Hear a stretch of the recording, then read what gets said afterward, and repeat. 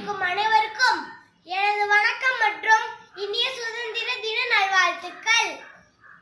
ஆடுவோமே பள்ளு பாடுவோமே ஆனந்த சுதந்திரம் அடைந்து விட்டோம் என்ற பாரதியின் வரிகளோடு என் சிறிய உரையை தொடங்குகிறேன்.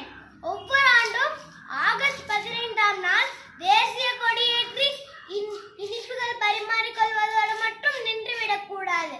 தலைவர்கள் விதைத்துவிட்டு போன சுதந்திர பயிரை வேலியிட்டு தண்ணீரூற்றி வளர்க்க கடமைப்பட்டிருக்கின்றோம்.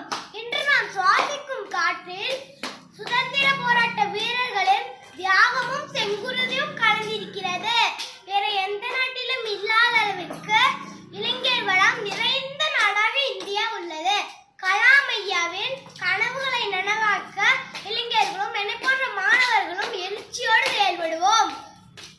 மருத்துவம், தொழில்நுட்பம், கல்வி, வானியல் என எல்லா துறைகளிலும் இந்தியா முதலிடம் பெறும் நாள் வெகு தொலைவில் இல்லை.